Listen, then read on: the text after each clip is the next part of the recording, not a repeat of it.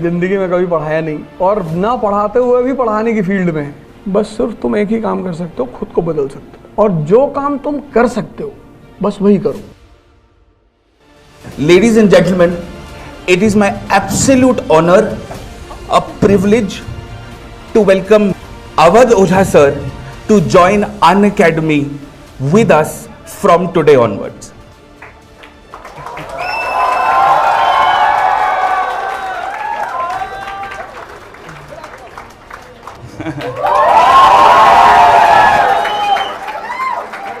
एक किताब मैं आपके लिए लाया हूं जो आपको बहुत पसंद है, तो इससे बेहतर और कोई चीज़ हो नहीं सकती। और सर से पढ़कर ऑफलाइन दिल्ली सेंटर के अंदर तो कई सारे विद्यार्थियों को, लाखों विद्यार्थियों को इतने सालों तक फ़ायदा हुआ है, लेकिन साथ ही साथ अब पूरे भारत में किसी भी जगह बैठे बच्चे भी दिल्ली में अंदर ऑफलाइन में भी और ऑनलाइन में भी सर की सारी पढ़ाई का, शिक्षा का लाभ ले सकते हैं। Sir I welcome you to Unacademy, let's crack it. मैं सुदर्शन सर को रिक्वेस्ट करूँगा सर स्टूडेंट्स के लिए कुछ शब्द। कोशिश तो हम लोगों की सबके साथ अच्छी हमेशा बनी है कि सब कुछ बेस्ट दें, और आज मुझे लगता है फिर यूपीएससी कैटेगरी में नवोदय हुआ है, सर के आने से हो जा सकता है। So it's a beginning of a new inning with Unacademy। पढ़ाएंगे तो है नहीं, जिंदगी में कभी पढ़ाया नहीं और ना पढ़ाते हुए भी पढ़ाने की फील्ड में है। आतिश साहब जो कह रहे थे कि आपने हमें सोचना सिखाया, वो मैंने भी किसी से सीखा। पढ़ाई जो है, एजुकेशन और कंपटीशन दोनों बिल्कुल डिफरेंट चीज़ें हैं, मतलब दोनों का कोई मेल है ही नहीं। अगर पढ़ाई से लोगों का सिलेक्शन होता तो जितने भी टॉपर्स होते हैं कॉलेज के, स्कूल के, यूनिवर्सिटी के, वो सब कहीं ना कहीं सेलेक्ट हो जाते हैं सारे। ऐसा नहीं है, ऐसा है ही नहीं। तो फिर एजुकेशन करती क्या है? जैसे अभी आतिश सर ने कहा कि मैं आपके लिए एक ऐसी किताब लाया हूं जो आपको बहुत पसंद है ये, और मैं आज कहूंगा आपसे कि आप सारे लोग इस किताब को ले जरूर लें, इग्नाइटेड माइंड्स बाय एपीजे कलाम। मतलब इस किताब में इस व्यक्ति ने ये बताया है, this book is dedicated to Snehil. Anand में एक स्कूल है, वहां पे एक लड़की ने, इन्होंने पूछा था कि what is the root cause of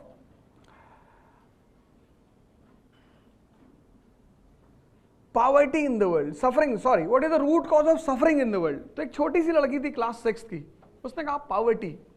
तो इन्होंने बड़ा वो बात टच कर गई कि 6 साल की बच्ची बोल रही है पॉवर्टी। तो ये किताब इन्होंने उसको डेडिकेट किया और अपने 13 चैप्टर्स में उन्होंने ये बताया कि यार ये पोटेंशियल है क्या। एक लेडी ने अपने हस्बैंड को मैसेज किया, गौर करना, एक लेडी ने अपने हस्बैंड को मैसेज किया कि देखो मैं घर से बाहर निकली हूं और मुझे घर वापस आते आते रात के 12 बज जाएंगे, तो तुम खाना बना लेना, बर्तन साफ कर लेना और बच्चों को खाना खिला के और खुद खा के सो जाना। मैसेज किया। फिर 2 मिनट बाद उसने फिर मैसेज किया कि देखो मैं बाहर आई हूं तो तुम्हारे लिए कुछ लाना चाहती हूं, विस्की ले आऊं या स्कॉच, क्या लेके आऊं? अरे तुम्हारी चॉइस, तो नहीं पूछ रहा है। तो उस आदमी ने तुरंत मैसेज किया कि जॉनी वॉकर ब्लैक लेवल। बोली ठीक है, मैं बस इतना चेक कर रही थी कि तुम मैसेज देख रहे हो कि नहीं, लाना वाना तो कुछ मुझे है नहीं। इसको बोलते हैं कॉमन सेंस। बड़ी प्यारी चीज है दुनिया में, इतनी प्यारी चीज है, मतलब अगर तुम नहीं भी पढ़े लिखे हो, कबीर कहां पढ़े लिखे हैं, पर कबीर के दोहे रिसर्च होती है उन पे, कभी स्कूल ही नहीं गए, पर चीजों को देखा, ऑब्जर्वेशन लेवल इतना हाई है। तुम्हारी एजुकेशन अगर तुम्हारे ऑब्जर्वेशन लेवल को नहीं बढ़ा पाई, और ऑब्जर्वेशन लेवल से क्या जुड़ा हुआ है? Common sense. अब उन्होंने खजूर का पेड़ देखा, दोहा बना दिया, उसकी रेलेवेंसी दिखा दी कि बड़ा हुआ तो क्या हुआ जैसे पेड़ खजूर, पंछी को छाया नहीं फल लागे अति दूर। कमेंट किया, उस रिचनेस पे जो समाज के काम नहीं आ रही है। नहीं किया, कमेंट किया उस रिचनेस पे जो समाज के काम नहीं आ रही है। अब ये आदमी कहने को तो इलिटरेट है, कभी स्कूल नहीं गया, लेकिन इसका माइंड कितना फंक्शनल है।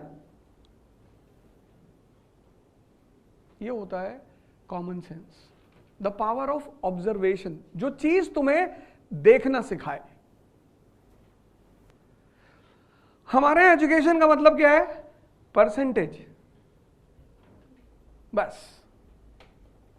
जबकि जिंदगी में कहीं भी अगर परसेंटेज काम आता होगा तो 2-3 एग्जामिनेशन है इंडिया में, उसमें से एक है AFMC, मिलिट्री का जो मेडिकल एग्जाम होता है, या बहुत सारे कॉलेजेस में तुम्हें परसेंटेज के नाम पे एडमिशन मिल जाती है। लेकिन जिंदगी में जो युद्ध है, जूझना जिसको कहते हैं, जो तुम अब फेस करना शुरू कर चुके होगे, उसमें कहां परसेंटेज काम आता है? उसमें सिर्फ एक ही चीज काम आती है, पर्सनैलिटी। एक छोटा सा एग्जांपल, कितने सारे लोग सिर्फ इस बात पर परेशान होंगे कि ऑप्शनल क्या रखूं। कहने की कोई बात ही नहीं है। और जितने लोगों से पूछोगे, अब डिसीजन लेने का एक तरीका है, ये सारे ग्रेट लोग हैं, मैं इन पे चर्चा करूंगा अभी। मैं आज बड़ी सारी बातें बताऊंगा। मुझसे कोई पूछ रहा था कि आप अनअकैडमी क्यों आए? अरे भैया, पैसा ज्यादा मिल रहा है।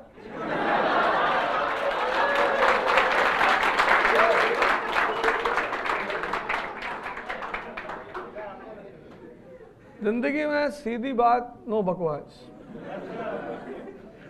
इस दुनिया में हर आदमी पैसे के लिए काम करता है, जो नहीं करता वो हिमालय में है। सिंपल। जिसको भी पैसा नहीं चाहिए वो दिल्ली में होगा ही नहीं। दिल्ली आ सकता है, मुंबई आ सकता है, रहेगा नहीं। मेट्रोस है ये, यहां सांस लेने का पैसा देना पड़ता है। मतलब इतना पोल्यूशन है कि तुम्हें अपने घर में अगर एयर प्यूरिफायर नहीं है ना तो तुम सरवाइव नहीं कर पाओगे। तो जिन जगहों पे सांस लेने का, अच्छी सांस लेने का पैसा देना पड़ता है, उन जगहों पे तुम ये कहोगे कि मैं पैसा कमाने नहीं आया हूं। एकदम आया हूं। तुम अपने जीवन को अपने हिसाब से जियो, अपनी यूटिलिटी बढ़ाओ। हम जितना ट्रॉल होते हैं उतना शायद ही कोई आदमी ट्रॉल होता हो।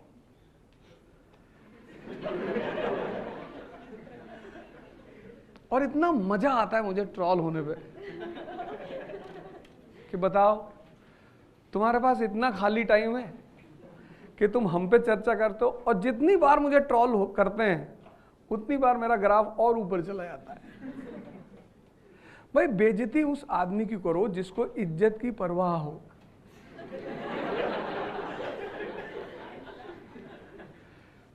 जीवन में गलत कॉन्सेप्ट्स कभी रखने ही नहीं है। तो ऐसा नहीं कि एक ऑब्जेक्टिव टर्म है, सब्जेक्टिव, ऐसा नहीं है। तुम किसी भी फील्ड में हो सकते हो। कुछ चीजें तो तुम डिस्कस कह ही नहीं सकते अपने मुंह से कि मैं इसलिए कर रहा हूं, मैं ऐसे कर रहा हूं, मैं दुनिया बदल दूंगा। तुम कुछ ना कर पाओगे। बस सिर्फ तुम एक ही काम कर सकते हो, खुद को बदल सकते हो।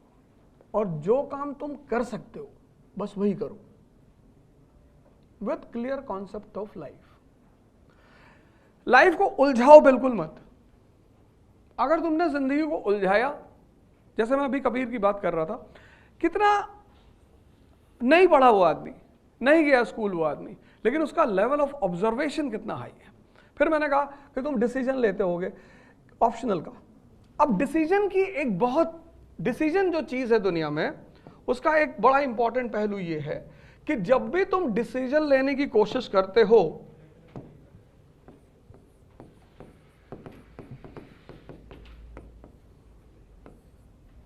,95% लोग दुनिया में डिसीजन जब लेते हैं तो यूटिलिटी के बेसिस पे नहीं लेते हैं, प्रॉफिट के बेसिस पे लेते हैं कि अच्छा क्या है। अब मान लो तुमने ज्योग्राफी और सोशियोलॉजी दो सब्जेक्ट का अच्छा सोच रहे हो, अच्छा पहला पर्सपेक्टिव तुमने लिया कि दोनों में अच्छा सब्जेक्ट कौन सा है, तुम कभी डिसीजन नहीं ले पाओगे। क्योंकि दोनों अपनी अपनी पर्सपेक्टिव पे दोनों में कुछ ना कुछ खासियत है। तो फिर डिसीजन लिया किस पे जाता है? यूटिलिटी पे, यूटिलिटी पे, रेलेवेंसी पे, चॉइस पे।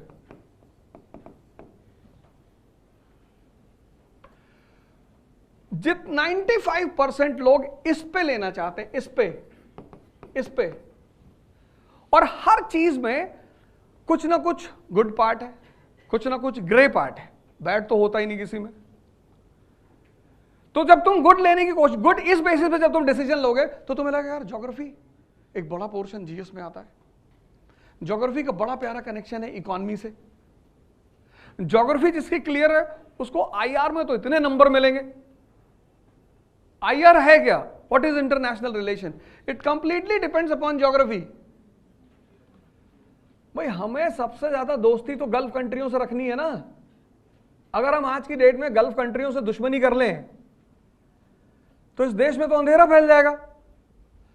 लेकिन फिर अगर तुम दूसरी तरफ आ जाओ, मॉडर्न वर्ल्ड पूरा सोशियोलॉजी पे खड़ा है, एक एस्से का पोर्शन तुम्हें यहां से मिल सकता है, सोशल इश्यूज का पोर्शन ज्योग्राफी जीएस में है, फंस गए ना। इसलिए जब भी डिसीजन लो, इसी को कबीर ने बड़े प्यार से समझाया, बहुत प्यार से।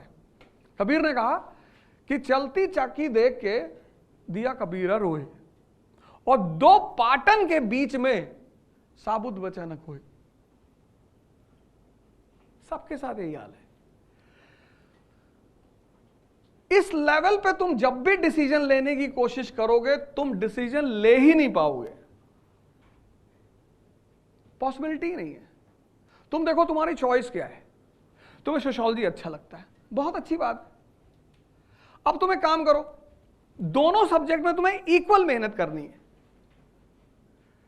ऐसा नहीं कोई सब्जेक्ट तुम ले लोगे तो तुम्हें मेहनत नहीं करनी पड़ेगी, सब में चॉइस अगर है, जहां इंटरेस्ट पैदा हो जाता है वहां पे क्या होता है, इंटरेस्ट एक एडिशनल फैक्टर है किसी सब्जेक्ट को चुनने में। जैसे अगर मुझे 5 किताबें रख दी जाए मेरे सामने, और एक पब्लिक एडमिनिस्ट्रेशन की, एक इकोनॉमी की, एक हिस्ट्री की, एक सोशियोलॉजी की, तो सबसे ज्यादा देर तक मैं जो पढ़ूंगा वो हिस्ट्री की किताब पढ़ूंगा। तो अगर मुझे पहले पिकअप करना होगा तो मैं कौन सी किताब पिकअप करूंगा? हिस्ट्री की।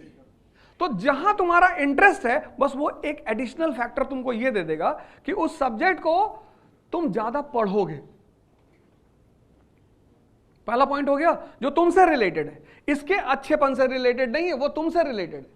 दूसरा पॉइंट क्या हुआ, अब अच्छा तो है, तुम्हें अच्छा लगता है, लेकिन उस सब्जेक्ट का जो लूप होल है कि इसको पढ़ना कैसे है, इसमें पढ़ना क्या है, इसमें क्वेश्चंस कहां से आते हैं, तो तुम इसमें एक अच्छा सा टीचर देख लो। तो पहला पॉइंट हो गया इंटरेस्ट, और दूसरा पॉइंट हो गया टीचर उस पर्टिकुलर सब्जेक्ट का। ये क्या करेगा टीचर, ये तुम्हारे 50% जो मेहनत है, for example Gandhi ji 1920 to 1947, ये डायग्राम बना लेना। 1920 to 48 में उनकी डेथ हो गई, तो 48 क्या कंट्रीब्यूशन है गांधी जी की इंडियन फ्रीडम स्ट्रगल में? क्यों इतना बड़ा नाम दिया जाता है उन्हें?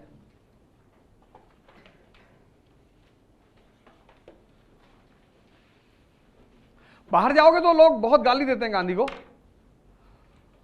इंडियन पब्लिक है तो बहुत सारे लोग उनको बहुत गाली देते हैं, अरे भैया बहुत बदतमीज आदमी थे। इस दुनिया की दूसरी सबसे बड़ी खासियत जज बनती है, जज।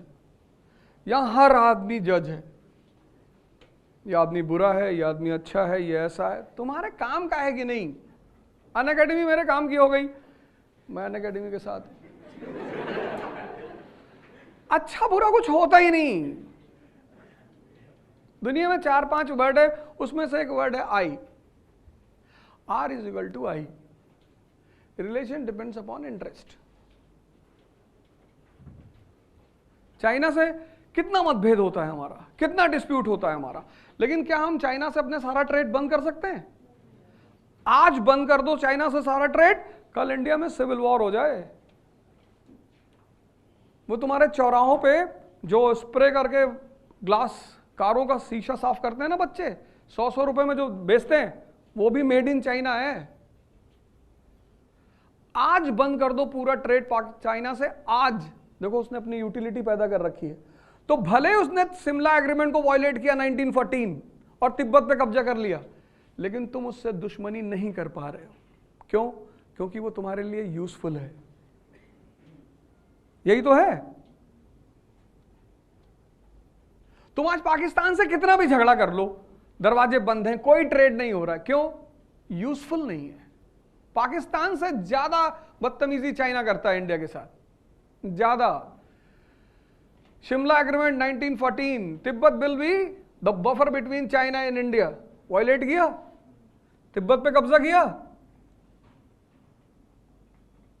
अभी एलएसी पे देखो रेगुलर टेंशन चलती है, रेगुलर। डोकलम में दिक्कत पैदा की, कश्मीर को स्टेपल वीजा देना शुरू किया। क्या नहीं करता चाइना? जहां भी इंडिया खड़ा होने की कोशिश करेगा, इंडिया के खिलाफ आगे खड़ा हो जाएगा। लेकिन फिर भी हम चाइना से अपना बॉर्डर नहीं बंद करते। क्यों? यूजफुल है। हम बोइंग नहीं बना सकते, खिलौना तो बना सकते हैं ना। तुम जाओ मार्केट में, सारे खिलौने मेड इन चाइना है। टॉय मार्केट पे उसका कब्जा है, बाकी तो मार्केट छोड़ ही दो। ये होती है यूटिलिटी। तुम्हारा कोई दुश्मन नहीं है इस दुनिया में। अगर तुम सोचते हो तो ये तैयारी छोड़ देना, ना कर पाओगे। तुम्हारा कोई दुश्मन ही नहीं है ही नहीं। और अननेसेसरी किसी से दुश्मनी करोगे, वो तुम्हारे दिमाग में आके बैठ जाएगा। वो तुम्हारा ये चक्रा जो है इसको ब्लॉक कर देगा, वो तुम्हें सोचने नहीं देगा।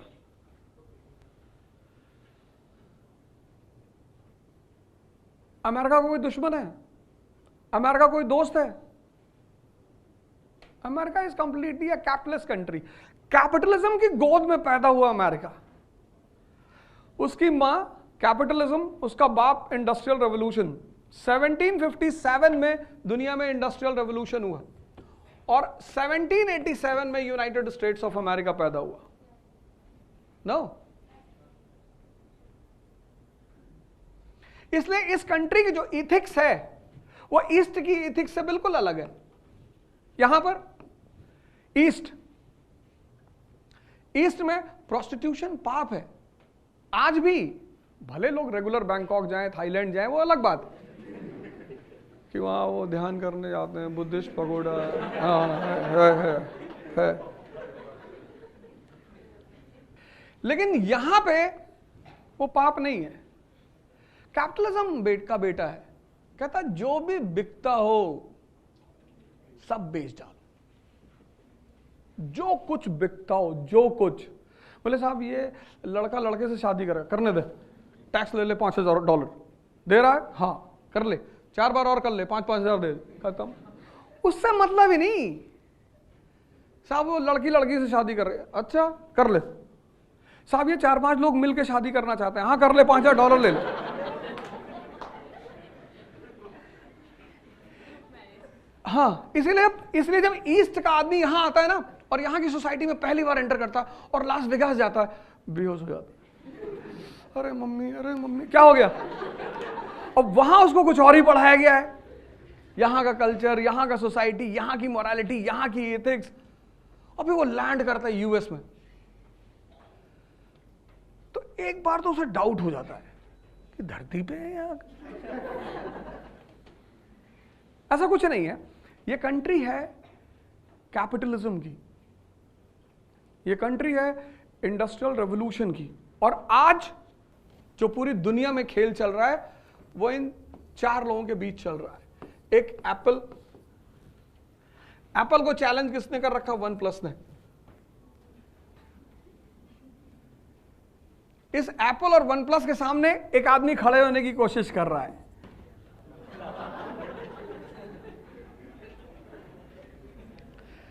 एप्पल, OnePlus, लावा, एक चौथी कंट्री है, उसने इस फील्ड में कुछ किया ही नहीं, वो लावा बॉम्ब बनाती है। कहती तुम लोग तो बना ही रहे हो, हम उसी में बॉम्ब लगा के द ब्लास्ट करा देंगे पाकिस्तान।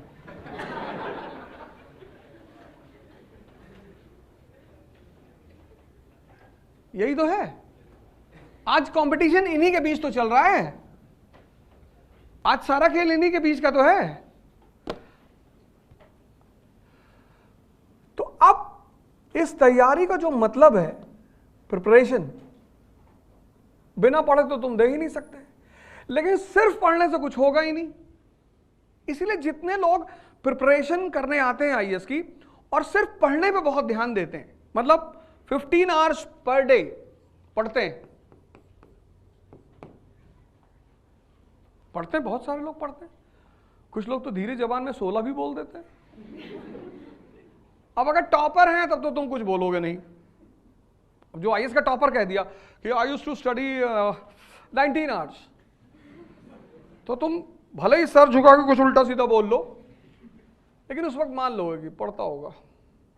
जी सर, टॉपर्स तो कुछ भी बोलते कि हम अपने कमरे में पंखे पे लटक जाते थे, फिर बुक पढ़ते थे और उससे कंसंट्रेशन बढ़ता था, तो वो तो कुछ भी बोलते, वो तो दूसरी लाइन का ऑफ उस तरह चलेगा। 15 घंटे जो लोग पढ़ते हैं ये बड़ी मुसीबत में रहते हैं, बहुत। 15 घंटे ऑन चेयर। अब ये मेहनत बहुत कर रहा है, बहुत मेहनत कर रहा है। मतलब जो आदमी 15 घंटे चेयर पे बैठा है वो तो बहुत मेहनत कर रहा है, क्योंकि 24 घंटे में 10 घंटे पर्सनल लाइफ को तो चाहिए ही चाहिए। उस 10 में से तुमने एक काट लिया, तभी तो 15 हुआ भाई। 24 में से 10 तुम्हें पर्सनल, उसमें से 7 तो सोने के लिए चाहिए, वो तो तुम काट ही नहीं सकते, नहीं तो आगरा किसी हॉस्पिटल में बैठे मिलोगे। 24 घंटे हैं, 24 में तुम 15 घंटे चेयर पे बैठते हो, तो तुम सोचो तुम कितनी मेहनत कर रहे हो, और उस मेहनत के बाद अगर तुमको रिजल्ट नहीं मिल रहा है तो डिप्रेशन होना स्वाभाविक है। डिप्रेशन उनको नहीं होता जो मेहनत नहीं करते, वो मस्त रहते कि नहीं नहीं भैया, वो पंडित जी कुंडली देखे थे तो बोले थे तुम्हारा राहु ठीक नहीं है।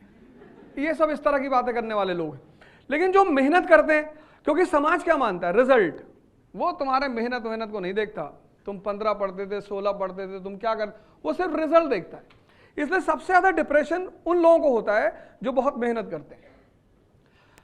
लेकिन इसमें एक लड़का ऐसा, ये ए, बी क्या करता है, ये 7 घंटे चेयर पे बैठता है, 7, और 6 घंटे ये डाइजेशन को देता है एवरी डे। सोचना, मनन करना, विचार करना, एजुकेशन का सबसे इंपॉर्टेंट पार्ट।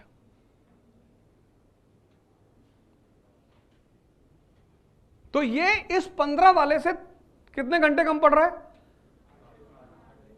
7 और 6, 13, 2 घंटे कम पड़ रहा है। लेकिन इसका सिलेक्शन होगा, ये बी का सिलेक्शन होगा, और ये देखने में क्या लगेगा कि ये कम पड़ता है। बहुत सारे लोग होते हैं जो कहते हैं भैया अरे हम जानते हैं ये जो 7th रैंक आई है जिसकी, मेरा ही रूम पार्टनर था, 5 ही 6 घंटे बैठ के पढ़ता था। तो तुमने उसका बैठने वाली टाइमिंग देखी, वो जो सोचने वाली टाइमिंग है,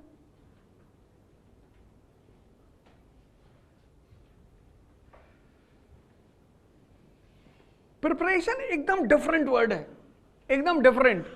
मैंने कहा ना 1920 से 1948 गांधी जी ने ऐसा क्या कर दिया कि भारत की आजादी में उनको सबसे इंपॉर्टेंट स्थान दिया जाता है। Anyone in this class?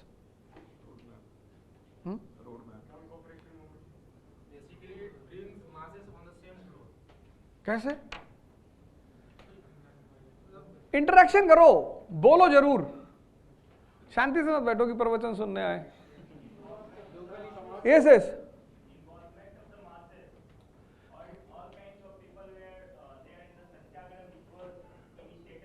आराम से बैठो। बहुत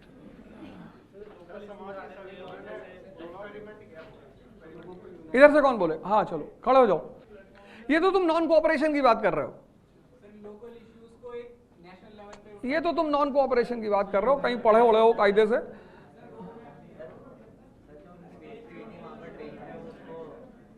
इन कैश किया, देखो एक मिनट,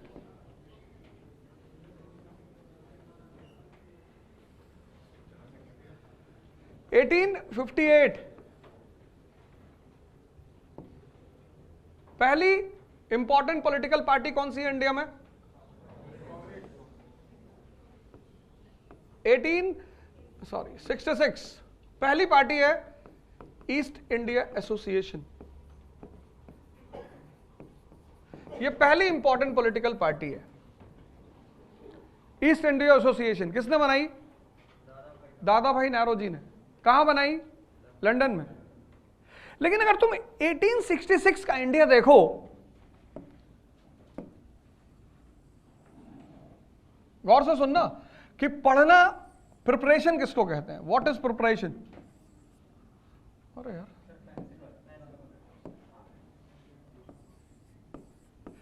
1866 का India 90% illiterate, 90% suffering from poverty and there is nothing called India.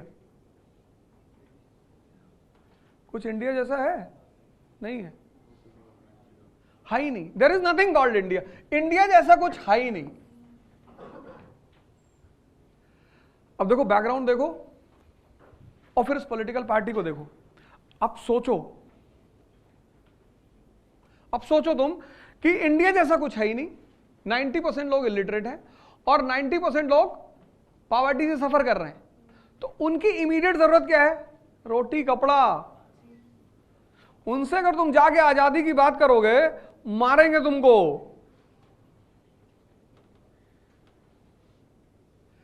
तो ये पार्टी कहां बनी? लंदन में। देखो इंडिया में नहीं बनी, बनी नहीं सकती थी। कनेक्ट करो दोनों को, इन दोनों को कनेक्ट करो। इस बैकग्राउंड में क्या इंडिया में पॉलिटिकल पार्टी बनना संभव था? नहीं संभव था। तो पार्टी कहां बनी? लंदन में। अब लंदन में बनाने से दादा भाई को क्या फायदा हुआ? वहां चुनाव लड़ा उन्होंने लेबर पार्टी की टिकट से, ब्रिटेन के पार्लियामेंट में गए। क्यों? ब्रिटेन के पार्लियामेंट को इन्फॉर्म करने कि साहब हमारी स्थिति बहुत खराब है, साहब हम आपके सब्जेक्ट है साहब। 1858 के एक्ट के बाद यही तो है मॉडर्न इंडिया। 1757 टू 1857 कौन है रूलर इंडिया का? Company, east India company. और 1857 टू 1947 अब कौन है? क्राउन। यहां पे जब राजा राम मोहन रॉय इंग्लैंड गए तो ब्रिटिश क्राउन ने कहा कि सॉरी हम कुछ कर ही नहीं सकते। राजा ने कहा क्यों? बोले यार तुम्हारा देश हमारी कब्जे में थोड़ी है, we are not ruling your country is ruled by a company, हम क्या करें? राजा राम मोहन रॉय ने कहा साहब है तो आप ही के यहाँ की कंपनी। हाँ बोले यार वो तो है बट वी डोंट इंटरफेयर। हालांकि ये कहना गलत था क्योंकि बोर्ड ऑफ कंट्रोल तो इन्होंने ही बनाया था। लेकिन जब यहां दादा भाई नौरोजी पार्लियामेंट में पहुंचते हैं तो who is ruling the country? Crown. अब तुम थोड़ा सा आगे बढ़ो, अब देखो चेंज क्या पैदा हो रहा है। अब दूसरी इंपॉर्टेंट पॉलिटिकल पार्टी जो पैदा हो रही है आफ्टर दिस, उसका नाम क्या है? दूसरी इंपॉर्टेंट पॉलिटिकल पार्टी का नाम क्या है? Indian association. यह किस ईयर में बन रही है? 1876 में। इसको कौन बना रहा है? सुरेंद्र नाथ बैनर्जी और आनंद मोहन बोस। बैकग्राउंड अब भी वही है, बैकग्राउंड अब भी यही है। There is nothing called India, 90% illiteracy, 90% poverty. अब यहां पे क्वेश्चन खड़ा हो गया कि फिर ये पार्टी कैसे बन गई? अगर बैकग्राउंड सेम है, सेम बैकग्राउंड में कोई फर्क ही नहीं है, बैकग्राउंड वही है, तो मास्टर जब बैकग्राउंड वही है तब ये पार्टी कैसे बन गई? Necessity is the mother of invention, है ना? यही तो सेइंग है। Who is the mother of invention? Necessity. तो यहां कोई तो नेसेसिटी पैदा हुई होगी। कौन सी पैदा हुई? आजादी। आज तक लोगों को नहीं पता इस देश में आजादी क्या है। आज नहीं पता। आज 2023 डेमोक्रेसी बोलो लोगों को कि डेमोक्रेसी इज इन ट्रबल, सब एक दूसरे का मुंह देखेंगे कि कुछ बता रहा है ये भैया, कुछ कह रहा है, और तुम कह दो दलित इज इन ट्रबल, सब खड़े, मुसलमान इज इन ट्रबल, अरे ब्राह्मण इज इन ट्रबल, तलवार। अरे यही तो हो रहा है। तुम बाहर जाके बोलो डेमोक्रेसी इज इन ट्रबल, सब एक दूसरे का मुंह देखेंगे। ये लगता है कोई बाहर से आया है। अतीक अहमद को मरे कितना दिन हो गया, लेकिन देखो सारे चैनलों ने उसको जिंदा रखा है। साइस्ता पकड़ी गई, कहां? सब बैठे देख रहे 4000 लोग। यूट्यूब पे जाओ तुम, वो आदमी कब का मर गया, शूट आउट हो गया, मर गया। गुड्डू मुस्लिम दिखा सन्यासी के भेष में।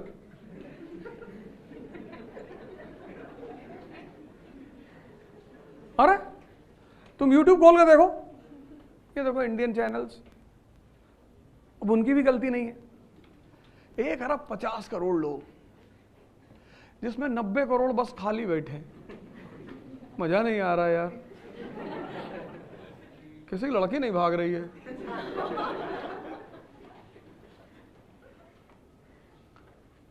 मैं भी बाहर गया था तो लोगों ने कहा कि your leaders are not good. अरे मैंने कहा my leaders are very good.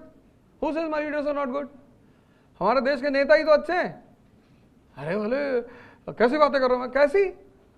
Who is the real boss of this country? People. We the people of India solemnly resolve, हमने भेजा है। इस देश का पब्लिक बदतमीज है। इस देश की पॉलिटिशियन बहुत अच्छे हैं। जिसको तुमने भेजा वही तो बेचारे वहां बैठे हैं। वो क्या करें? तुम भेज के कहते हो भैया हम लोग को बेवकूफ बनाते हैं। बेवकूफ हो तुम? तुमको कौन बेवकूफ बनाएगा? बेवकूफ उसको बनाया जाता है जो थोड़ा सा मैच्योर हो, जो सिगरेट मुंह में उल्टी डाल के सड़क पे चला जा रहा है धुआं छोड़ते हुए, उसको पता ही नहीं पीनी है कि धुआं फेंकना है, क्या करना है। अब देखो यहां पे जब तुमने ये बात पढ़ी, ये डेवलपमेंट तुमने पढ़ा, किताब खोली तुमने, ये चीज उठाया, तो तुम्हें यहां क्वेश्चन मार्क लगाना चाहिए। ये बहुत इंपॉर्टेंट साइन है जीवन में, चाबी की तरह है, दिमाग को खोलता है ये। अभी तक तुम क्या करते थे? बुक्स में अंडरलाइन करते थे, बंद कर दो। अब जिस लाइन को पढ़ो अगर तुम्हें वो ना समझ में आए, वहां क्वेश्चन मार्क लगा दो। जब तुम बुक को अंडरलाइन करते हो, दोबारा पढ़ते हो, तो तुम्हें फील होता है कि तुम एक बार पढ़ चुके हो। लेकिन जब तुम क्वेश्चन मार्क लगाओगे और दोबारा पढ़ोगे, तो जो लाइनें तुम्हारी क्लियर नहीं होंगी वो तुम्हें हॉन्ट करेंगी कि यार ये कैसे हुआ था, यार ये क्यों हुआ था। अब देखो तुम्हारे सामने कितना बड़ा केस है ये कैसे हो गया, ये इंडियन एसोसिएशन कैसे पैदा हो गई, किसने पैसा फंड कर दिया, किसकी जरूरत पड़ गई? क्योंकि तुम्हें फॉर्मूला पता है, necessity is the mother of invention. तो किसकी जरूरत पड़ गई कि ये पैदा हो गया? किसी की तो पड़ी होगी ना, किसी की जरूरत तो पड़ी होगी। There can be no organisation without finance. बिना पैसे के तो कोई ऑर्गेनाइजेशन हो ही नहीं सकता। Example, there will be no organisation without finance. Example, कोई एग्जाम्पल दो इस स्टेटमेंट को प्रूव करने के लिए।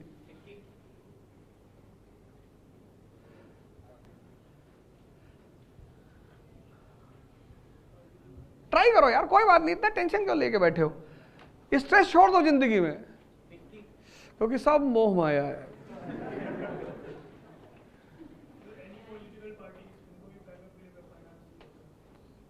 जिंदगी में स्ट्रेस छोड़ दो, प्रेशर छोड़ दो। हम अभी आ रहे थे तो हमसे लोगों ने कहा कि यार जो है, मैं अभी देहरादून से आ रहा हूं सुबह सुबह,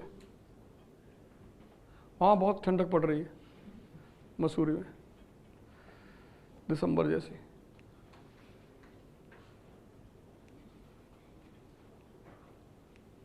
बोले अन अकेडमी जा रहे हो? हाँ। क्यों?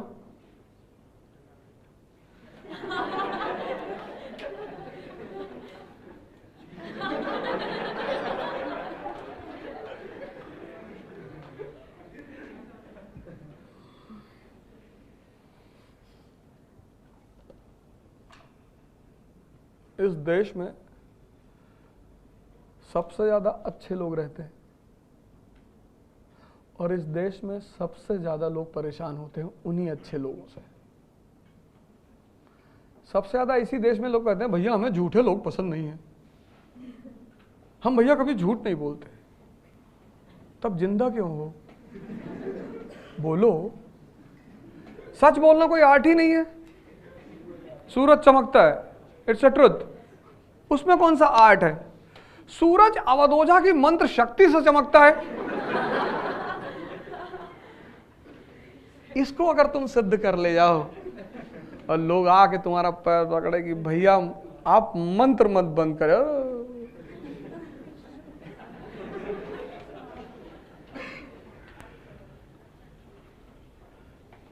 सच बोलना कोई टैलेंट ही नहीं है,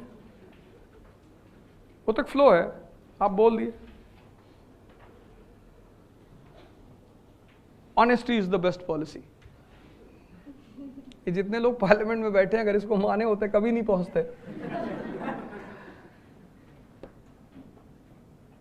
ये कभी नहीं पहुंचते, कभी नहीं, कभी पहुंचते ही नहीं।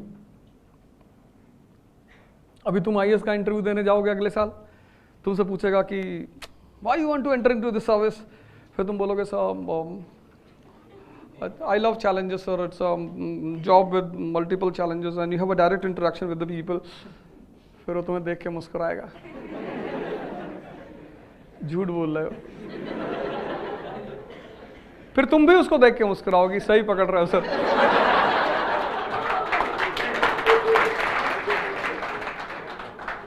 और फिर तुम्हें इतना नंबर मिलेगा इंटरव्यू में। Interaction without words is the best interaction in the world. जहां आपको सामने वाले से कुछ बोलना ही ना पड़े और इंटरैक्शन हो जाए, जहां तुम ज्यादा बोलो। कुछ लड़के आते नहीं कहते भैया मैं तो 40 minutes I have explained everything. कौन बोला था? कौन बोला एक्सप्लेन करने के लिए? उनको एक मैच्योर माइंड चाहिए, मैच्योर, कि बस इशारा किया और वो समझ गया। कोरोना फैल रहा है, स्टिल कोरोना राइजिंग। तुम सर्वेंट किसके बनने जा रहे हो? इंडियन गवर्नमेंट के। गवर्नमेंट में है कौन? Indian leaders. लीडर्स कल तुम पॉलिसी मेकर्स हो जाओगे, फिर उनको अगर तुमने ये कह दिया honesty is the best policy,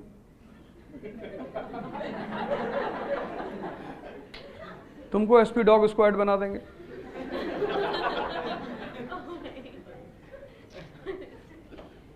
मैं थोड़ी कह रहा हूं, ऐसा रविश कुमार जी कहते हैं, मैं ये सब नहीं कहता हूं। मैं तो कौन बताएगा ये पार्टी क्यों पैदा हुई, कहां से पैसा आया और कहां से सपोर्ट मिला। बस ये चीज डेवलप करनी है, सिर्फ पढ़ना नहीं है। अब तुम्हें इस ईयर पे जाना है। This is the relevancy of years in history. लोग कहते हैं ना हिस्ट्री में ईयर का क्या रोल है।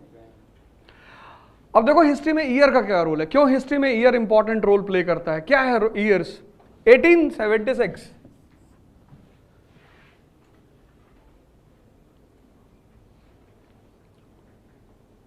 अब इस ईयर के आसपास कुछ ऐसा घट रहा होगा जहां से नेसेसिटी पैदा हुई होगी।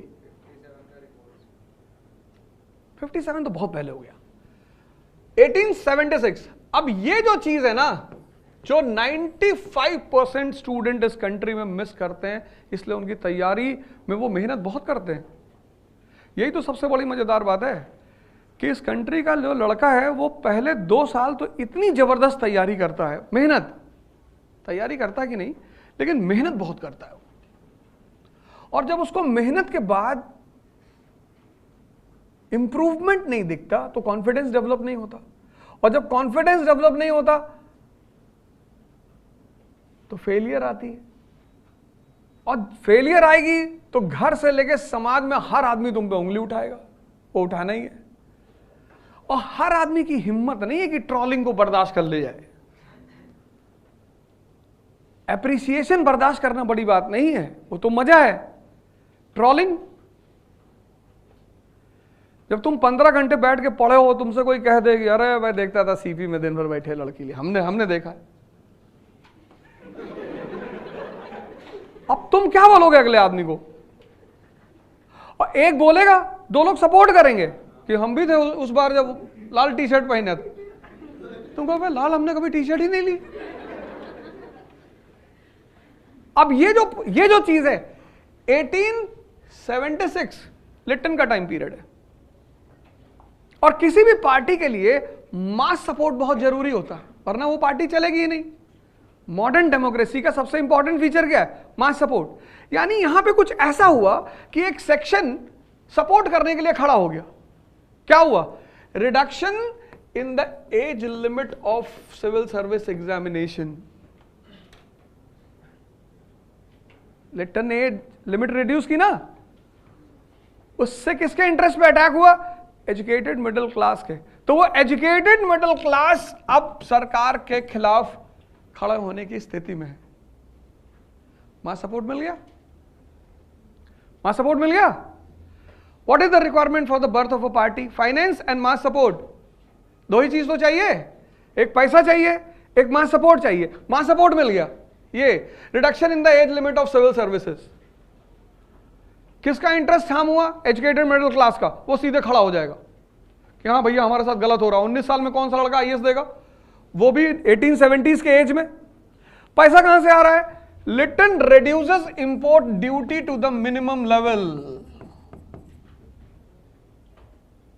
Lytton reduces import duty to the minimum level. 1850s is a time period for Indian Industrial Revolution. 1850s is the beginning of Indian Industrial Revolution. First cotton mill, Mumbai. Indian industries पैदा हो रही हैं। उन industries को क्या चाहिए? Protection. किससे? Government से।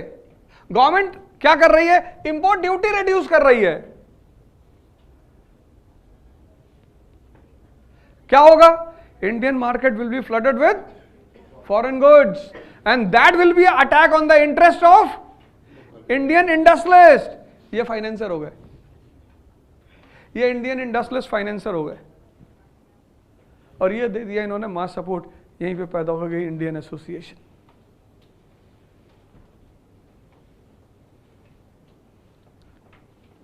बात समझ में आई? ये मिसिंग है तुम्हारी पढ़ाई में। तुम कितना भी पढ़ो, कितना भी, अगर तुम्हारा पढ़ना और के साथ सोचना गायब है, मतलब तुम उस सोच को इवॉल्व नहीं कर रहे हो, प्रिपरेशन इज नॉट स्टडीइंग। एक सिंपल लाइन ये है कि preparation is not studying. Then what is preparation? क्योंकि अगर तुम पढ़ नहीं रहे हो तो प्रिपरेशन तो तुमसे होगी ही नहीं, वो तो मैंडेटरी है पढ़ना। तो प्रिपरेशन क्या है? Preparation is the development of evolution of thought process. Not clear? नहीं बात क्लियर हुई? ये जो थॉट प्रोसेस है ना, ये तुम्हें डेवलप कर रहा है। अब देखो थोड़ा सा आगे बढ़े, 1885 में पहुंचे, अब यहां बन गई कांग्रेस। अब इस जो एवोल्यूशन है, ये जो एवोल्यूशन है, अब तुमसे जब वो क्लास 12 की एनसीईआरटी से क्वेश्चन पूछेगा तो तुमसे पूछेगा कि the policies of Lytton were responsible for the birth of Indian Association. Explain. Direct question है, एनसीईआरटी में आंसर लिखा हुआ, तुम लिख दोगे। यूपीएससी तुमसे सिविल सर्विस कैसे क्वेश्चन पूछेगी कि the birth of INC was the outcome of regular events after 1858. Do you agree with this statement? अब ये डायरेक्ट क्वेश्चन नहीं है। दोनों क्वेश्चन में कितना फर्क है? अब तुम देखो, एक क्वेश्चन तुमसे उसने पूछा कि the policies of Lytton were responsible for the birth of Indian association. Explain. Direct question है ना, सीधा क्वेश्चन है, कुछ सोचना ही नहीं। इसको बोलते हैं स्कूल लेवल ऑफ एजुकेशन। इसीलिए तो स्कूल में हमारी टीचर क्या कहती थी कि रट लो, पढ़ना ही नहीं। और ह्यूमैनिटीज के साथ जितनी बदतमीजी इस कंट्री में हुई है, आज जितना ये परेशानी इस देश को झेलनी पड़ रही, वो इसीलिए झेलनी पड़ रही। इस देश ने हिस्ट्री कभी पढ़ाई ही नहीं। वो हमारी टीचर क्लास 10th में कहती थी कि हिस्ट्री से नौकरी थोड़ी मिलती है। ये बात सही थी, हिस्ट्री पढ़ के लोग राजा बनते हैं, नौकरी तो नहीं मिलती। ये बात तो सही है, क्योंकि हिस्ट्री सारा खुराफात सिखाती है, बेईमानी। प्लासी का युद्ध कैसे जीता? बेईमानी से। तो जिसको प्लासी का युद्ध समझ में आ गया, उसको एक कॉन्सेप्ट क्लियर हो गया कि भाई लड़ाई में ताकत की जरूरत नहीं है। किसकी जरूरत है? बेईमानी की।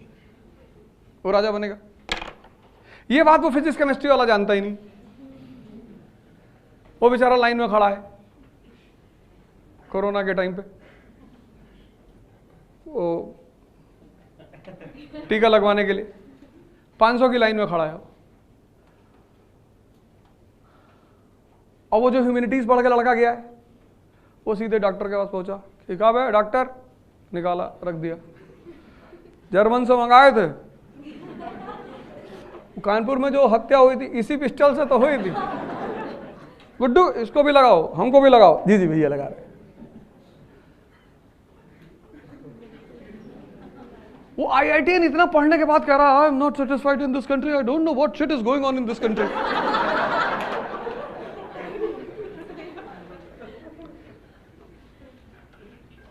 फिर अगर उसको मौका मिल गया, वो फ्लाई कर गया अमेरिका, अपना बच्चा लिया, बच्चे का पीछे बाल किया, अपनी वाइफ लिया। कहाँ जा रहे हो? स्टेट्स। स्टेट्स? स्टेट्स कहाँ है बे? United States. अच्छा यूनाइटेड स्टेट्स जा रहे हो, वहां रहते हो? कहाँ काम करते हो? गूगल में। ये मेरा लड़का तुम्हारा? जी जी। इंग्लिश बोले तो I always speaking, I don't know Hindi.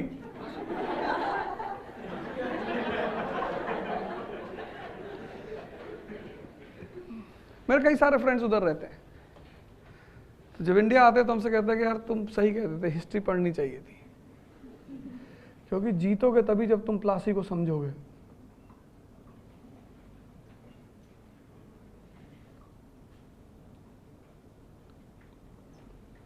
भाई पृथ्वीराज चौहान को कोई एनसीईआरटी पढ़ाने वाला नहीं था,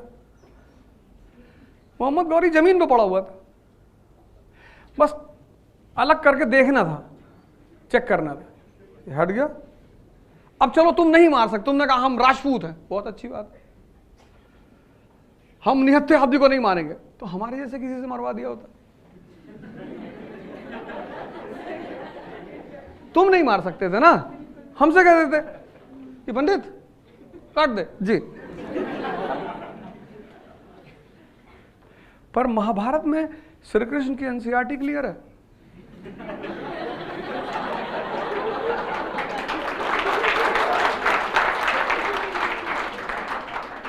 वो कौन का पहिया फंसता है, वो उतरता है अपना पहिया निकालने के लिए, अर्जुन बैठ जाता है रथ पे पीछे, कृष्ण देखते पलट के क्या बे, कह रहा बना ले तब तक निकालेगा।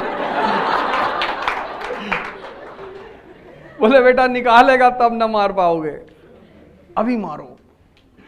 तो अर्जुन कहते कि अच्छा नहीं लग रहा, मुजरा देखने अच्छा नहीं लग रहा, मार, आई विल बी रिस्पॉन्सिबल। इसको बोलते वॉर, इसको बोलते हैं प्रिपरेशन। ये सब हंसने की बातें नहीं है, तुम्हें जिंदगी में अप्रोच ही तो सही करनी है।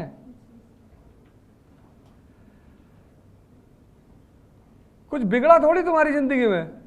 इस क्लास में मैक्सिमम उम्र किसी की होगी तो 25 साल होगी मैक्सिमम, चलो 26 हो सकती है, मान लो 30 भी है, मान लो, तो भी कुछ नहीं बिगड़ा, कुछ बिगड़ा ही नहीं। बस तुम एक बार अपनी अप्रोच को अमेंड कर लो। तुम देख लो यार मैं किस रास्ते पे जा रहा हूं, देखो तुमने सोचा इस बात को। अब ये जब पार्टी बनी ऑल इंडिया पार्टी आईएनसी, तो कंडीशन फिर भी यही है। मजेदार बात ये देखो, कंडीशन फिर भी यही है, there is nothing called India, 90% illiteracy, 90% poverty. अब इस बैकग्राउंड में गोपाल कृष्ण गोखले आते हैं, पहला कैरेक्टर कांग्रेस में, and he speaks against the government. That become surprise for the people. 1901 Edward law budget पेश करता है लेजिस्लेचर में, 60 करोड़ का budget, profitable budget, profitable. Legislature को ताली बजाना चाहिए था कि बजट प्रॉफिट में। Edward law, finance member of executive council, budget पेश करता है। एडवर्ड लॉ कहता प्रॉफिट 7 करोड़ 1901। अब आज की डेट में अगर इंडियन गवर्नमेंट बजट पेश करे प्रॉफिट में, तो government will get the applaud कि यार बड़ी बात है, यार ये तो बड़ी अच्छी बात है, गवर्नमेंट ने पॉजिटिव बजट पेश किया। लेकिन उस पॉजिटिव बजट में गोपाल कृष्ण गोखले खड़े हो रहे हैं, उसको अपोज कर रहे हैं, क्रिटिसाइज कर रहे हैं। गवर्नमेंट ने कहा क्यों? बोला this country is suffering from famine, और तुम बजट के प्रॉफिट का जश्न मना रहे हो। लोग भूखे मर रहे हैं, लोग एक दूसरे को मार कर खा रहे हैं। कभी वो किताब पढ़ो तुम, आनंद मठ, तब तुम्हें पता चलेगा फेमाइन क्या होता था। आनंद मठ, कभी तुम्हें मौका मिले वो किताब पढ़ना, आनंद मठ। लोगों ने इंसान को मारकर खाया है, और कभी कभी तो अपनी ही फैमिली मेंबर को मार के खाया है, क्योंकि सर्वाइवल का मुद्दा था, कुछ भी नहीं था। भाई पेड़ खा लिए, पौधे खा लिए, जो जानवर थे वो खा लिए, फिर भी इंसान के अंदर तो खुद को बचाना है ना लास्ट लिमिट तक किसी भी तरह। तो फिर गोखले ने अपोज किया, पर गोखले के पास मास सपोर्ट नहीं है। तो गोखले क्या कर रहे हैं? Petition, prayer and protest. फिर तिलक आ गए, तिलक के पास मास सपोर्ट पैदा होना शुरू हुआ। और फिर तीसरा कैरेक्टर गांधी, और वो गांधी इस कंडीशन में जहां मास को बुलाना पॉसिबल नहीं था, वो ले आता मास को, आओ द पाइड पाइपर। तब अंग्रेजों को आश्चर्य हुआ कि यार कैसे यार,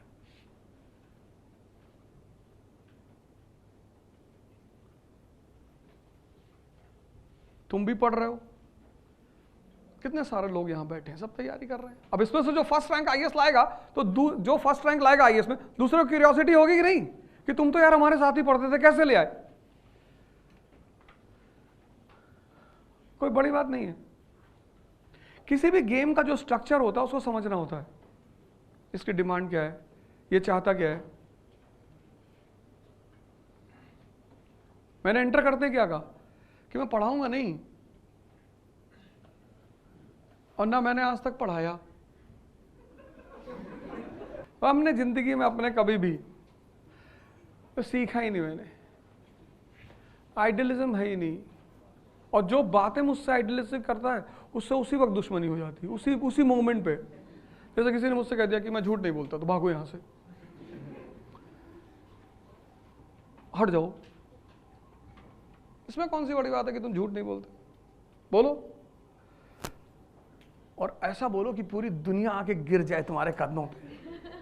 क्या हाँ, तुमने आसमान की तरफ देखा, कहा अरे भगवान नाच रहे हैं। लोगों ने कहा हाँ भैया नाच रहे, तो और 3000 लोग ताली बजा रहे तुम्हारे साथ।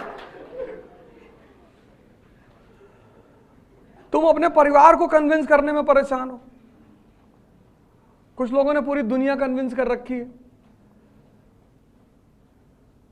देखो भारत को किस चीज की जरूरत है? एम्प्लॉयमेंट की, एजुकेशन की, हेल्थ की, इंडस्ट्री की। कहीं कोई बात हो रही है?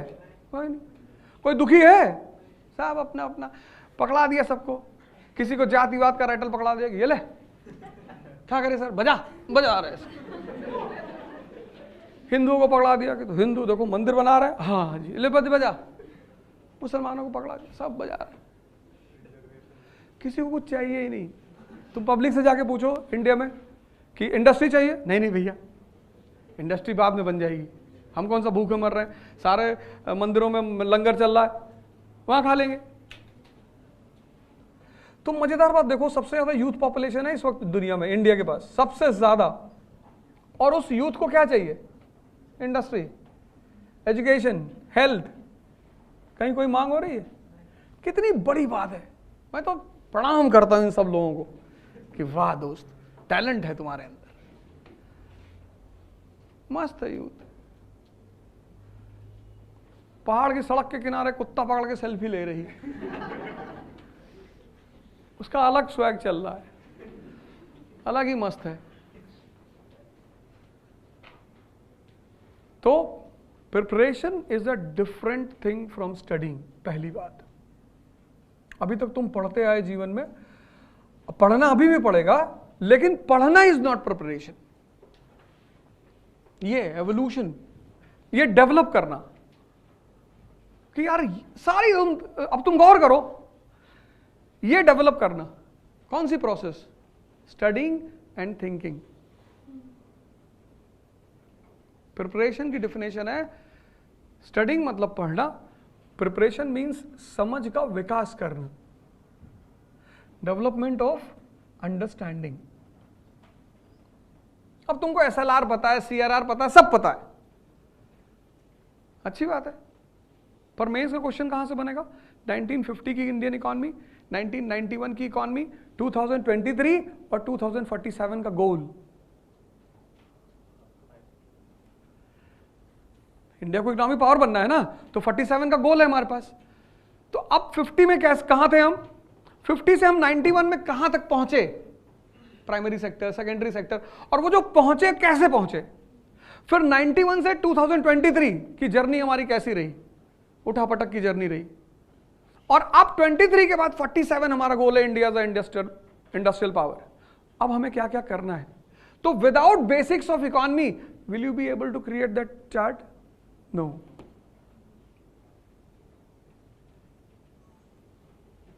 Will you be able to create that chart? No. तो पढ़ना है, लेकिन पढ़ने के साथ किस चीज का विकास कर रहे हैं? समझ का। इसलिए जितने लोग तैयारी करने आते हैं, जितने भी टीचर, तो दुनिया में कोई बुरा नहीं, और ना दुनिया में कोई कोचिंग बुरी है। तुम किस आदमी से क्या ले पाते हो? 105 लोग द्रोणाचार्य के पास हैं, IAS की तैयारी कर रहे हैं, 100 कौरव और 5 पांडव, और उसमें से एक ही आदमी क्वालिफाई करता है, अर्जुन। तो अब कमी द्रोणाचार्य की है? नहीं, कमी उन 104 लोगों की है जिनको डिसाइड नहीं है कि करना क्या है। युधिष्ठिर को बुलाता है द्रोणाचार्य, किधर आ, क्या दिख रहा है? बोले गुरुजी आप दिख रहे हो। बोला भाग जाए यहां से, तो मैं दिख रहा हूं। नकुल को लगा कि गलत बोल गए, तो बोले गुरुजी पेड़ दिख रहा है, उसको भी भगा दिया।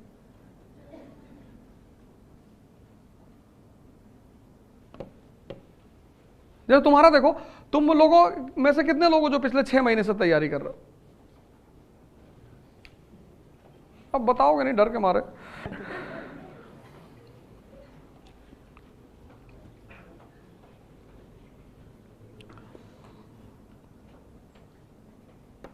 बताओ यार, कुछ कोई नहीं कर रहा है? थोड़ा सा ज्यादा तगड़ा हाथ उठाओ ऐसे। अच्छा, अभी शुरू किए, 6 महीने नहीं हुए, 3 मंथ्स।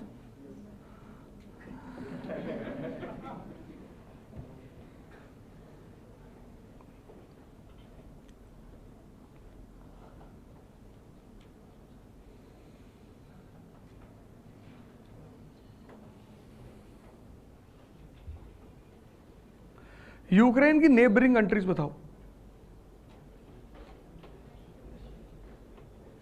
यूक्रेन की नेबरिंग कंट्रीज। अब तुम ये नहीं कह सकते कि मुझे पता ही नहीं यूक्रेन क्या है। अगर तीसरा वर्ल्ड वॉर शुरू हुआ तो उसमें सबसे बड़ा रोल यूक्रेन का होगा। सबसे फेमस रिवर बताओ यूक्रेन की। रशिया रिवर, जेलेंस्की किस पार्टी से है, उसकी पार्टी का क्या नाम है? जो लीडर है यूक्रेन का जेलेंस्की, उसकी पार्टी का क्या नाम है? देखो तुम्हारी निगाह अपने गोल पे नहीं है। यही तो है युधिष्ठिर। ये दूसरा पॉइंट, युधिष्ठिर वो कोई महाभारत वाला नहीं, यहां वो हारेगा जिसकी नजर अपने गोल पर नहीं है। उसको कोई नहीं जीता सकता, वो दिल्ली में कोचिंग करे, लंदन में करे, मार्स पे करे, कहीं भी करे, क्योंकि सबसे पहली प्रायोरिटी ये है कि उसका नजर अपने गोल पर होनी ही चाहिए। चलो तुम्हें नहीं पता वॉर क्यों हो रहा है, पर यूक्रेन तो डेली न्यूज में है।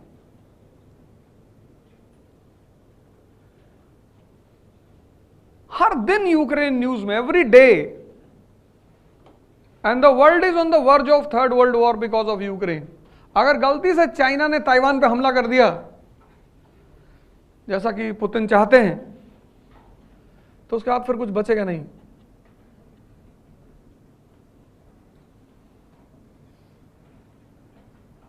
कितनी बड़ी बात है, देखो ये दूसरी बात है। आईएएस बनने के लिए सबसे बड़ी बात यह है कि तुम्हारा न्यूज़पेपर पर कमांड पैदा हो जाए, क्योंकि न्यूज़पेपर का मतलब क्या होता है? Newspaper means mirror. डेमोक्रेसी में जो जान है डेमोक्रेसी की, वो है न्यूज़पेपर। इंडियन डेमोक्रेसी ट्रबल में क्यों है? क्योंकि इंडियन प्रेस वीक है। यहां का आदमी जो है वो सिर्फ न्यूज़पेपर पढ़ता है जब वो आईएएस की तैयारी करता है, जबकि जिस कंट्री में डेमोक्रेसी है उस कंट्री में न्यूज़पेपर कंपलसरी है। भाई तुम्हारे ये जो नौकर हैं जो पार्लियामेंट में बैठे हैं, ये तुम्हारे नौकर ही तो हैं, रिप्रेजेंटेटिव है, तुम्हारे टैक्स से सैलरी लेते हैं। तो ये जो तुम्हारे रिप्रेजेंटेटिव हैं, जब ये तुम्हारा कोई काम करेंगे तो तुम्हें बताएंगे ना।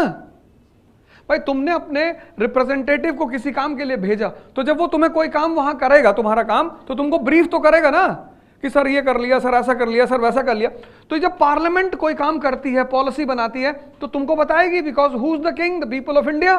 तो किसके थ्रू बताएगी? प्रेस। और तुम्हारे जैसे लोग जो आईएएस की तैयारी करने आते हैं, वो 2 साल यही पूछते रहते हैं कि न्यूज़पेपर कैसे पढ़े, पढ़ना ही नहीं, जला दो, बड़ा सा गिलास लो, दूध डालो, मिलाओ, पी जाओ, तुम्हारे खून में बहेगा न्यूज़पेपर। तुमको पूछना चाहिए कि न्यूज़पेपर कैसे पढ़ें।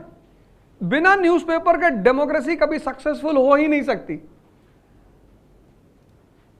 तुम्हारे रिप्रेजेंटेटिव्स को तुम तक सारा ब्रीफ करने का रास्ता क्या है? न्यूज़पेपर। बजट आया, बजट आया। अब कितने लोगों ने तुम्हारे सामने इस देश में बजट पे चर्चा की? जितनी अतीक पे चर्चा चल रही है, इतनी चर्चा कहीं बजट पे हुई? नहीं हुई। पहली बार एग्रीकल्चर में 2 नए डेवलपमेंट्स हुए। कौन कौन से बताओ? पहली बार एग्रीकल्चर में 2 नए डेवलपमेंट्स हुए, 2 बिल्कुल नए डेवलपमेंट्स। श्री अन्न की बात नहीं कर रहे हैं। सोचो, तुम अपनी कंडीशन देखो, बाहर को तो छोड़ दो, जाने दो। 2 काम अगर कोई आदमी कर ले, एनसीईआरटी पर कब्जा और न्यूज़पेपर पे, ऐसा हो ही नहीं सकता कि उसका सिलेक्शन ना हो।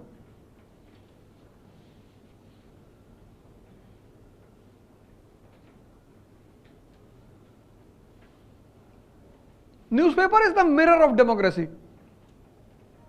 आईआर में क्या हो रहा है, इकॉनमी में क्या हो रहा है, सोशल इश्यूज।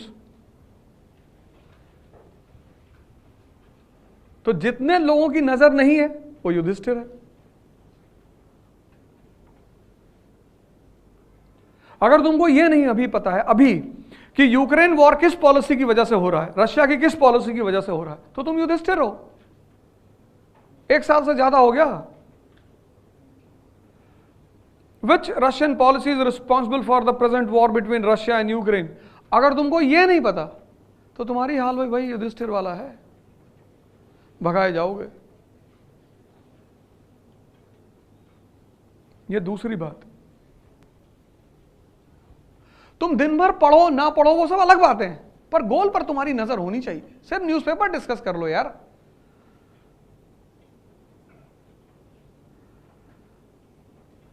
युधिष्ठिर कौन है? जिसकी अपनी गोल पे नजर ही नहीं है ही नहीं। तो जिसका अपने गोल पे नजर नहीं है उसको तुम जबरदस्ती जिता दोगे?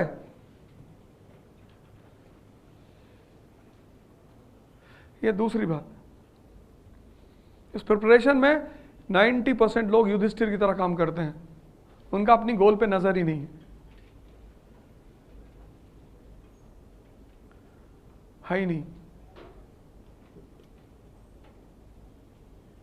पहली बात, प्रिपरेशन मतलब वो पढ़ाई समझते हैं, पढ़ाई है ही नहीं, एवोल्यूशन है वो। ये है प्रिपरेशन, पर पढ़कर ही होती है, ये सच है। दूसरी चीज कि तुम्हें अपने गोल पे नजर रखनी ही पड़ेगी। कोचिंग की क्या रोल है? तीसरा पॉइंट, लास्ट पॉइंट, कि कोचिंग का क्या रोल है, कोचिंग क्यों करनी चाहिए और कहां करनी चाहिए। कहां तो तुम्हारी चॉइस है, पैसा तुम्हारा है, मर्जी है आपकी, आखिर सर है आपका। कोचिंग का सबसे बड़ा फायदा यह है कि आपको वो सब सारी बातें, अगर कोचिंग का फायदा उठाना है तो इस फॉर्मूले को कोचिंग में लगा दो। और भाई साहब उसी साल अगर सिलेक्शन ना हो तो हमसे ले जाओ 1 साल का खर्चा, पर टेस्ट लेंगे और फिर डबल देंगे अगर फेल कर गए तो। मतलब इसका मतलब क्या है? आज तुमको सर ने पढ़ाया फंडामेंटल राइट्स क्लास में, 3 घंटे तुमको पढ़ाया फंडामेंटल राइट्स। जब तुम घर जा रहे हो इसको डाइजेस्ट कर लो। अब वो डाइजेस्ट करने का तरीका क्या है? पहला तरीका लिखना, टू राइट। तुम बिना पढ़े, तुम बिना सोचे पढ़ सकते हो, तुम बिना सोचे लिख नहीं सकते, इम्पॉसिबल। और कम से कम मिनिमम 5 बार वो पूरा क्लास के मैटर को लिखो, अपने वर्ड्स में लिखो बस। मिनिमम 5, मैक्सिमम 10 बार अगर एक टॉपिक तुम लिख डालोगे। पहले मैडम क्या करती थी, जब पनिशमेंट देती थी कहती थी 100 टाइम्स लिख के लाओ। इसीलिए कहती थी कि 100 बार लिखने का मतलब इम्प्रिंट, अब बाहर नहीं जाएगा। दूसरा भी एक तरीका है बहुत प्यारा, पर तुम में से बहुत सारे लोग करोगे नहीं। और वो तरीका है कि जब तुम्हें कोई चीज समझ में आ गई ना, किसी को समझा दो, पर तुम वो करोगे नहीं। तुम्हारे मन में एक डर है कि सामने वाला हो जाएगा IAS। दुनिया में धन बांटने से कम होता है, लेकिन ज्ञान बांटने से बढ़ता है।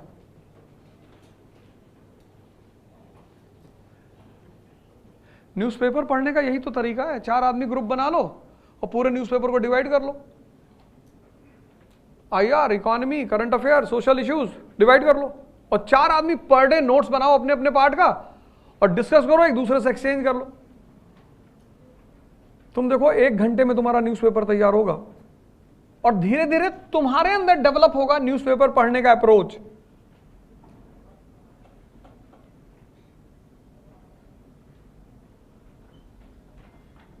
पहली बात लिखो, और करना ही क्या है, ये इतना सही समय है मई से लेके मार्च तक, ये पूरा फॉर्मूला। अगर ये फॉर्मूला तुमने छोड़ा, अब छूटेगा कैसे? छूटता क्यों है? एक्चुअली जिस मास में तुम रहते हो, सबकी मेंटल स्थिति इतनी स्ट्रांग नहीं होती। महत्वाकांक्षा जो है ना, ambition is a game of strong minds. इसलिए तुम जितनी भीड़ देख रहे हो ना, ये सब तो जीतेंगे नहीं, वो तो वो है ही नहीं। वो तो किंग अरिस्टोक्रेसी में इज 2%। और इंडिया में जितना परसेंटेज पे ध्यान देते हैं, पर्सनालिटी पे देते ही नहीं। और जिंदगी में मैंने कहा काम क्या आती? पर्सनालिटी।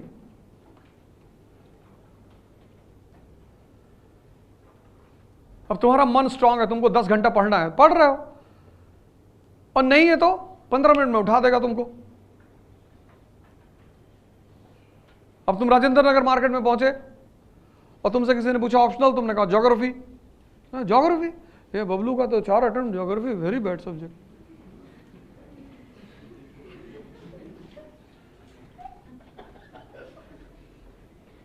तुम्हारा जो सब्जेक्ट होगा उसकी राजेंद्र नगर में बुराई होगी। ये न्यूटन का चौथा लॉ है। यहां कुछ मध्य एशियाई टहलते हैं, सेंट्रल एशियंस, उनको एक समय के बाद पता चल जाता है कि हमारा तो नहीं होगा, तो उनको लगता है कि हम अकेले क्यों जाएं।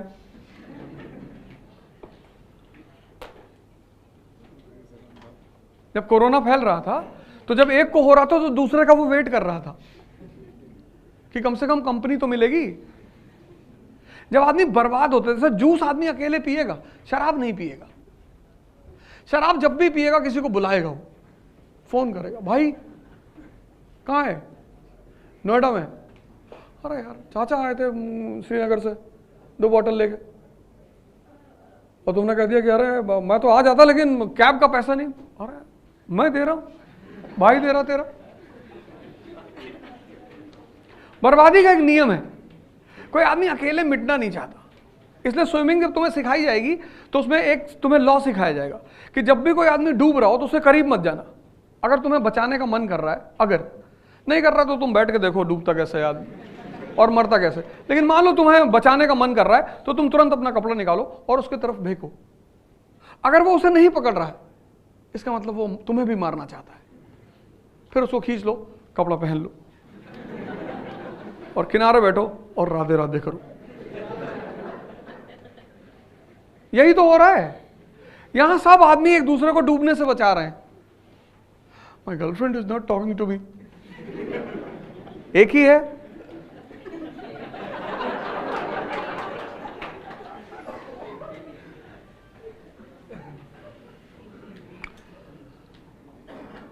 नॉट टॉकिंग तो उसमें कोई क्या कर सकता है, दूसरे से बात कर ले। यू डोंट अंडरस्टैंड इमोशन, भाग जाने तो इतना मारेंगे जूते से तुमको, गेट आउट फ्रॉम। यहाँ कुछ इमोशन नहीं होता। वो जाओ नीचे रिक्शा वाले से पूछो, किसी को कभी उसके साथ सेल्फी लेते हुए देखे हो? इंसान वो भी है, किसी का रिश्तेदार नहीं है। जब भी तुम्हें जीवन में कंफ्यूजन पैदा हो जाए, रिक्शा वाले को देखना आके खड़े हो गए, इसको कोई गुड मॉर्निंग नहीं कहता, ये ला के तुम्हें छोड़ेगा कोचिंग के पास, तुम इसको थैंक यू नहीं। हम सब यही करते हैं। हम तुम्हारी बात नहीं कर रहा हूं, मैं अपनी बात कर रहा हूं।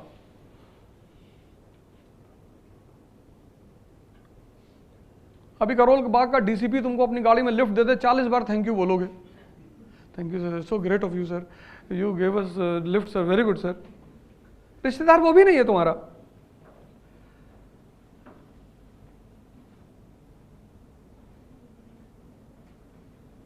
इसलिए जिंदगी में जब भी कंफ्यूजन हो 2-3 जगह चले जाना। एक तो रिक्शा वाले को देख लेना, कंफ्यूजन दूर हो जाएगा। एक किसी गवर्नमेंट हॉस्पिटल के इमरजेंसी वार्ड में चले जाना। वहां अगर तुम सरवाइव कर गए 5 मिनट, वो तो मुश्किल है थोड़ा सा, हो सकता है तुम्हें दौरा और आ जाए। 2 डेड बॉडी पड़ी है, किसी का सर कटा हुआ उधर लेटा हुआ है, वहां कोई देखने वाला ही नहीं होता। गवर्नमेंट हॉस्पिटल्स में आमतौर पर इतने कहां पे हैं एम्प्लॉयज, इतने सारे केसेस हो रहे हैं, उतने लोग हैं नहीं। एक तो इमरजेंसी वार्ड चले जाना गवर्नमेंट हॉस्पिटल के, और एक और जगह है, और वो है जनरल कंपार्टमेंट ट्रेन का। और 3-4 ट्रेन का नाम मैं बता देता हूं, उसमें एक पुरुषोत्तम है। उसमें अगर तुम जनरल कंपार्टमेंट में बैठ गए किसी तरह से, पहले तो इम्पॉसिबल है, पर एक चुनौती है बैठना। अगर तुम बैठ गए और दिल्ली से सिर्फ अलीगढ़ तक चले गए जिंदा,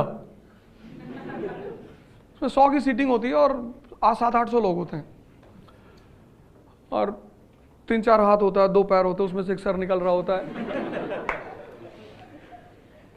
एक आदमी गुटखा खाया हुआ बगल वाले की जेब में थूक दिया उसने, बाहर जा ही नहीं सकते, चांस ही नहीं है ना, बाहर कैसे निकलेगा।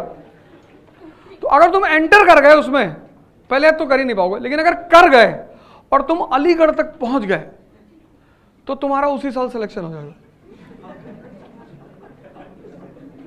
मतलब कोई तुम्हें रोक ही नहीं सकता। ये सब ऐसी चीजें हैं जो तुम जैसे मोटिवेशन ढूंढते हो ना, पहले आप तो जरूरत ही नहीं, क्योंकि जिनके अंदर सेल्फ मोटिवेशन का मतलब होता है कि इनर फायर, वो तुम किसी से ले नहीं सकते, वो या तो तुम्हारे अंदर है या तुम्हें डेवलप करना पड़ेगा। और डेवलप करने का सबसे अच्छा तरीका है कि तुम्हारी बेइज्जती हो जाए, जिससे तुम बहुत डरते हो। चाणक्य, गांधी, अंबेडकर, इन सब की बेइज्जती ही तो हुई। बेइज्जती हुई तो एक जज्बा पैदा हो गया कि करेंगे। तो मोटिवेशन तुम किसी से बोरो नहीं। Motivation is for working class, labourers, मजदूरों के लिए होता है, राजाओं के लिए नहीं होता। King is always self motivated. उसको तुम मोदी जी किसको सुनते रहोगे, तब तो 1970s में कुछ था ही नहीं, एक अंदर से आग थी। और भारत जैसे देश में 2 बार लगातार प्रधानमंत्री बनना, from a common background, common, मतलब उनकी इस अचीवमेंट पे मैं फिदा हूं। He may fail as a prime minister in future, हो सकता है आगे इतिहास लिखा जाए तो लिखा जाए कि एज अ प्राइम मिनिस्टर वो नहीं सक्सीड कर पाए, पर एज अ इंडिविजुअल उनका कोई टक्कर नहीं। कितनी हिम्मत रही होगी।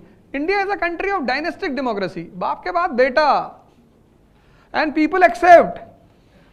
ऐसा नहीं कि पीपल अपोज। तुम महाराष्ट्र देख लो, कश्मीर देख लो, तमिलनाडु देख लो, यूपी देख लो, बिहार देख लो, पंजाब देख लो। India is a country of dynastic democracy. यहां डेमोक्रेसी है लेकिन डायनेस्टिक है, फादर के बाद बेटा और बेटी। उस डायनेस्टिक डेमोक्रेसी में एक आदमी एक कॉमन फैमिली से आता है और उससे पहले कभी दिल्ली आया ही नहीं, मतलब MP, member of parliament, direct prime minister, direct first term prime minister रहा वो आदमी। लोगों ने कहा कि फेल, 2019 फिर बन गया। अब लोग कह रहे हैं अब की बार 400 के पार। पता नहीं, इंडियन पब्लिक है, वो तो कुछ भी कर सकती है। तो वो तो खैर उसकी चॉइस है, उसमें तुम कुछ नहीं कर सकते। पब्लिक जिसको वोट देना चाहे आप उसमें कुछ नहीं कर सकते, वो उसकी चॉइस है। किसी को भी देना चाहे, किसी को भी। कल दाऊद इब्राहिम को बुला ले कि we want you as a prime minister, तुम कुछ नहीं कर सकते। यही तो है डेमोक्रेसी कि भैया हमारी चॉइस है, हम चुनेंगे अपना नेता।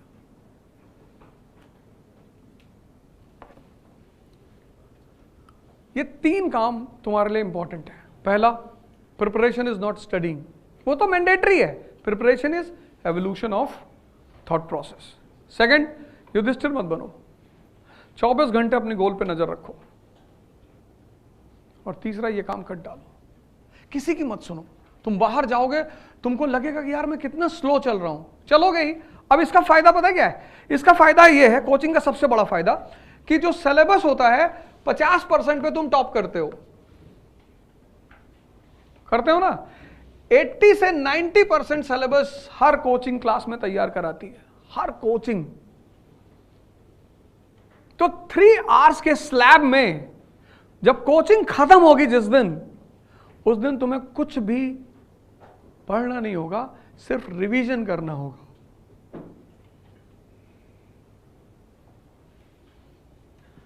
तीन घंटे क्लास, 3 घंटे होमवर्क, 6 घंटे हो गए। और 2 घंटे तुम न्यूज़पेपर को रख लो, 8 बहुत है, बहुत है, बहुत। ये दोनों पेट है। अगर तुम 4 रोटी खाते हो तो किसी दिन तुम उसको मैक्सिमम 8 कर सकते हो, 18 नहीं कर पाओगे। ऐसे अगर तुम अब तक 1 घंटे पढ़ते हुए आए हो और तुमने 1 घंटे से जंप लगा के 10 घंटा पढ़ना शुरू किया, तो सिर्फ 10 दिन ही पढ़ पाओगे, उसके बाद खत्म। स्लो मूव करो। जैसे तुम ऐसे देखो, learning is a slow process. जब तुम पहले दिन वॉक करते हो तो तुम 2 किलोमीटर मैक्सिमम करोगे। बहुत अच्छी कंपनी साथ में चल रही तो 3 कर ले जाओगे, 4 कर ले जाओगे, उससे ज्यादा नहीं कर पाओगे। लेकिन ठीक 1 महीने बाद तुम 20 किलोमीटर की वॉकिंग कर रहे होगे, तो एनर्जी तो तुम्हारे अंदर थी, उसको तुमने ग्रो किया। और एक दिन में अगर तुम 20 किलोमीटर चल गए तो फिर 15 दिन आईसीयू में रहोगे। कुछ लोग की आदत होती है ना, वो पहले दिन सारा काम कर लेना चाहते हैं। हमारे दोस्त हैं तो बाबा रामदेव को सुन रहे थे, तो बाबा बता रहे थे kapalbhati increases shining and stamina, power, strength, Vitality. उनको लगा कि यार ये तो बड़ा जबरदस्त चीज है। पहले दिन कर लिए 2 घंटा कपालभाति, किडनी पलट गई। स्लो, पैनिक होने की जरूरत नहीं है, भागने की जरूरत नहीं है, आराम से। Learning is a slow process. तुमने बहुत चीजें जीवन में सीखी, साइकिलिंग सीखा, धीरे धीरे सीखा। जो भी तुमने सीखा सब धीरे धीरे सीखा। तो जब तुम यहां आए हो तो तेजी से सीख लोगे? नहीं कर पाओगे। वेट, थोड़ा सा रुको, घबराओ मत, पैनिक मत हो, दूसरे की मत सुनो।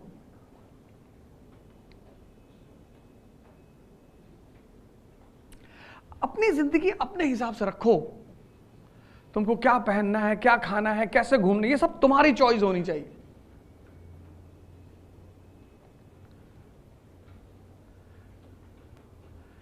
मैं बेंगलोर में था, मेरा एक दोस्त गया यूवी मॉल में, बोले बर्बरी की शर्ट्स लेंगे। हमने कहा ले लो। कहे आप भी ले लो। हमने कहा हम तो नहीं लेंगे, हम तो यही पहनेंगे 2-3 हज़ार की। अरे बोले क्लास, 50,000 की एक शर्ट। हमने कहा तुम ले लो, तुम्हारी छीन लेंगे। हमेशा बदमाशी की बात करते हो, बदतमीजी। मैंने कहा नहीं, शक्ति की बात करते हैं। तुम्हारा देखने का नजरिया गलत है। 50,000 की शर्ट पहन के तुमको कोई पहचानता है? गांधी जी लंगोट पहन के लंदन चले गया, पूरा लंदन पीछे भाग रहा था। नंगा आदमी, भैया हम भी देख लें नंगा आदमी। ये सब बजाज टाटा वाटा जाते थे, कोई इनको देखने वाला नहीं होता। चाय वाय लगा, इंग्लिश बोलते हो आप, उसको मैं लास्ट डे, ये पूछने वाला नहीं था इनको। कद बढ़ाओ, कद। तुम गलत डायरेक्शन में काम कर रहे हो।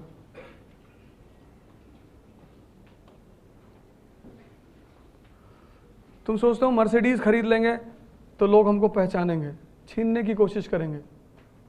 इतना कद बढ़ा लो कि तुम जिसको फोन कर दो मर्सिडीज वाले को कि 2 भिजवा देना सुबह। जी भैया, एक वाइट भिजवाना, एक काली भिजवाना। जी जी जी, 2 बीवियां है ना मेरी। हाँ हाँ ठीक है भैया, ठीक है भैया। तुम उल्टी सीधी चीजों में परेशान हो। तुम कद बढ़ाते चले जाओ, चीजें तुम्हारे पास अपने आप आती चली जाएंगी। इसीलिए तो इस देश में जो भगवान बने वो ऐसे ही बने।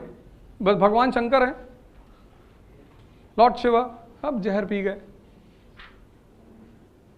यहां एक गिलास दूध दे दो ओरिजिनल गांव वाला, तुरंत डायरिया हो जाए। ताकत देखो उस आदमी की, सांप लटकाए हुए हैं। अब उनकी बीवी उनसे इंप्रेस नहीं रहेगी तो कौन रहेगा? मैगी खा रहे हो।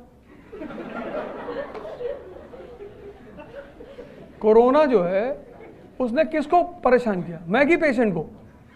मैगी में खाए, मैगी खाए, एलमेंट का साबुन लगा रहे हैं, एलमेंट का तेल लगा रहे हैं, एलमेंट का क्रीम लगा रहे हैं और खा रहे हैं गुटखा।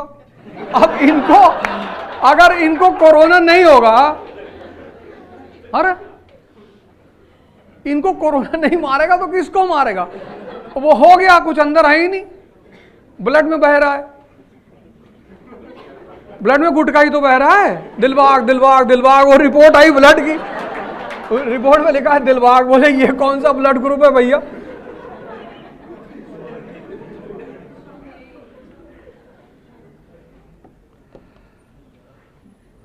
तो आज से जो है मेरी अनअकैडमी की क्लासेस शुरू हो गई हैं।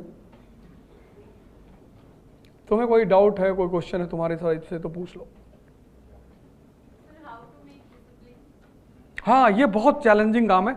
इस पे प्रवचन देना बहुत आसान है। इस क्वेश्चन को प्रवचन देना बहुत आसान है, इस पे बोलना बहुत आसान है, इसको फॉलो करना बहुत मुश्किल है। तो मैंने क्या किया, मैंने अब मुझसे एक लड़के ने कहा कि सर आप इतनी बड़ी बड़ी बातें करते हो, तो 2 कांड किए मैंने। एक कांड मैंने किया जब मैंने साइकिल यात्रा की लखनऊ से दिल्ली 2019 के आसपास, 19 या 20 में। एक अटेम्प्ट बढ़वाने की मांग की थी यूपीएससी में। साइकिल चलाया था लखनऊ से दिल्ली तक 700 किलोमीटर। 15 लोग मेरे साथ थे, 15। उस 15 में कोई भी आईएएस की तैयारी नहीं करता था। उसमें 4 गुर्जर थे दादरी से, गांव पड़ता चिथाड़ा। तो मैंने उनसे कहा भाई साइकिल चलाना, बोले चलाएंगे भैया। तो सोचे कहीं जाना होगा 10-20 किलोमीटर। हमने कहा दिल्ली से, लखनऊ से दिल्ली आना है। तो बोले कम है, कन्याकुमारी चलो भैया। और हमें ऐसे ही आदमी की तलाश थी। अरे मैंने कहा बस बस बस बस हो गया काम, बाकी को तो घसीट लेंगे। तो फिर एक वो काम किया। दूसरा, फिर मैंने एक कोर्स शुरू किया जो सुबह 5 बजे मैं पढ़ाता हूं। अब सुबह 5 बजे क्लास लेने के लिए आपको 4 बजे उठना पड़ेगा। जिसने डिसिप्लिन लाइफ में पैदा कर ली, डिसिप्लिन मत किंग, सर्वेंट और किंग में बस एक फर्क है, नौकरी वो करते हैं जिनको दूसरे डिसिप्लिन रखते हैं। राजा कौन है? जो खुद से डिसिप्लिन है। 7 बजे ऑफिस पहुंच गया, नौकर को डर है कि मालिक आ गया होगा। डिसिप्लिन तुम किसी से सीख नहीं सकते, वो इंस्टिंक्ट है, वो एक रॉयल इंस्टिंक्ट है। डिसिप्लिन सबके अंदर होती ही नहीं। नौकरी कौन करता है? देखो 2 चीजें होती है, एक प्रोफेशन, एक job. Lawyer is a profession. Profession हर आदमी नहीं कर सकता, क्योंकि प्रोफेशन में सक्सेसफुल होने के लिए तुम्हारे अंदर कुछ चीजें होनी ही चाहिए। उसमें से एक चीज है डिसिप्लिन, हार्ड वर्क। लॉयर देखो, सारा काम लॉयर का पढ़ने पे टिका हुआ है। लॉयर एक ऐसा प्रोफेशन है जिसमें आदमी ये नहीं कह सकता कि मैं नहीं, उसको मरते दम तक पढ़ना है। इसलिए हर आदमी लॉयर नहीं हो सकता। डॉक्टर वैसा ही प्रोफेशन है। तो तुम्हें अगर डिसिप्लिन में थोड़ी सी भी दिक्कत आ रही है, मैं इस मुद्दे को फिर किसी दिन डिस्कस करूंगा, तो तुम एक काम करो, ध्यान शुरू करो। ध्यान मतलब अपने मन को देखना। यही तो तुम्हें बेवकूफ बना रहा है। ये आज मैंने इस मुद्दे को जानबूझ के छोड़ दिया था। ध्यान भारत की सबसे बड़ी चीज। तुमको घूमना हो तैयार है, पार्टी करना है तैयार है।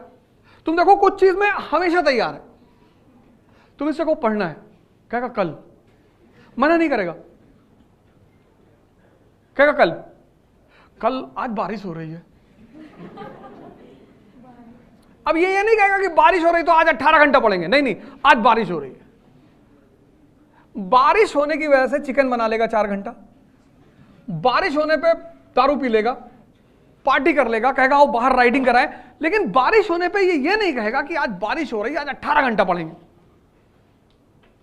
तुम देखो जितनी पॉजिटिव बातें तुम्हारी जिंदगी को बनाती है ना, उसको ये टालता है। योगा शुरू करना है कल। Tomorrow is the best weapon for mind to befool human being. उस टुमारो से तुम्हें बचना है और अपने ऊपर ध्यान देना है। एक फ्लाइट है देहरादून से दिल्ली के लिए, वो 8 बजे है सुबह, और देहरादून का जो एयरपोर्ट है वो शहर से बहुत बाहर है, 50 किलोमीटर, 50। और मैं रुका हुआ था प्रेमनगर के आसपास। तो इन लोगों ने कहा कि साहब आ जाओगे? अरे मैंने कहा यार तुम टिकट करा दो, टेंशन मत लो, मुझे उठना है, मैं डिसाइड करूंगा, ये थोड़ी डिसाइड करेगा। तुम देखो अगर तुम्हारी जिंदगी के बहुत सारे फैसले ये डिसाइड करता है तभी तुम परेशान हो। तुम डिसाइड करो ना, तुम्हें कितने बजे उठा है, तुम्हें कितने घंटे पढ़ना है, तुम्हें किसके साथ रहना है, तुम डिसाइड करोगे। दूसरा क्यों डिसाइड करेगा? ये डिसाइड करता है, ये तुम्हारी बात को काट देता है और सपने बहुत बड़े बड़े दिखाता है। सपने तो तुमको ये इतने बड़े बड़े दिखाएगा कि ये कर डाले, वो कर डाले। जब करने का बारी आएगी फिर क्या कह रहे आईएएस बनना, कोई मोदी जी आईएएस थोड़ी हुए थे।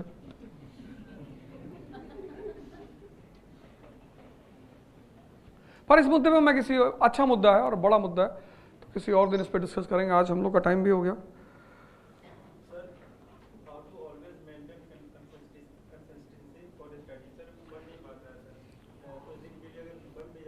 नहीं तो एक काम करो ना, देखो कंसिस्टेंसी टूटने की दो वजह होती है। पहली वजह जरूरत से ज्यादा इलास्टिसिटी। तुम बनाओ, बहुत अच्छी बात है, सुन लो इसको। सुबह उठो, 2 घंटे का टारगेट बनाओ।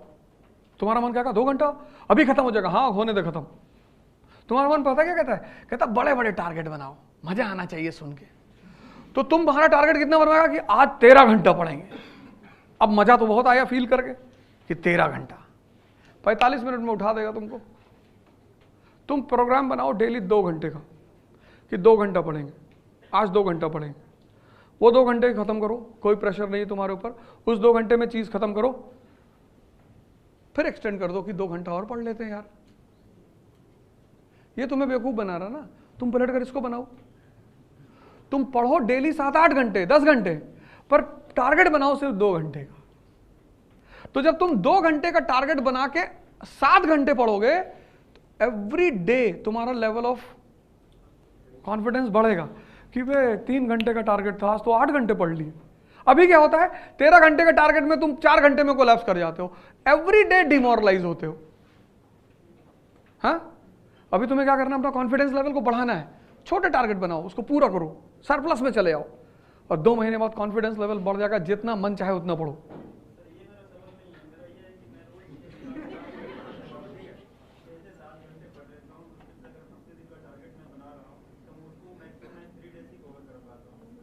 तुम प्यार कर लो किसी से, और प्यार में धोखा मिलता ही है, वो नेचुरल फिनोमिना है। और इतनी आग तुम्हारे अंदर लग जाएगी कि तुम कंसिस्टेंसी पे ही चलो। देखो देखो मैं तुम्हारा सुनो मेरी, ये कुछ चीजें ऐसी होती हैं, मैं बताऊं, कुछ चीजें ऐसी होती हैं जिसमें तुम बाहर से कुछ भी नहीं ले सकते। बाहर की जो दवाई होगी वो हमेशा अच्छी तो लगेगी सुनने में, काम नहीं आएगी। इसलिए तुम्हारी चैलेंज है ये, तुम इसका सॉल्यूशन निकालो। कुछ दवाइयां ऐसी हैं जो सुनने में बहुत अच्छी हैं, डिसिप्लिन उनमें से एक है। जैसे इसने पूछा ना डिसिप्लिन कैसे मेंटेन, मैंने क्या कहा पहला लाइन कि इस पे प्रवचन देने में बड़ा अच्छा लगता है। जो फॉलो करता है ना उसे ही पता चलता है कि डिसिप्लिन चीज क्या है। इसलिए पहली लाइन मैंने यही बोली कि यार बहुत अच्छा क्वेश्चन तुमने पूछा, प्रवचन वाला क्वेश्चन है। कुछ क्वेश्चंस ऐसे हैं जिनके जवाब सुनकर तुम्हें अच्छा बहुत लगेगा, पर तुम अपनी दवा इवॉल्व करोगे तो तुम्हें सूट करेगी। तुम्हारा चैलेंज है, तुम ही सॉल्यूशन निकालो कि क्या करना है। चलो ठीक है, फिर अगली क्लास में मुलाकात होती है। Thank you.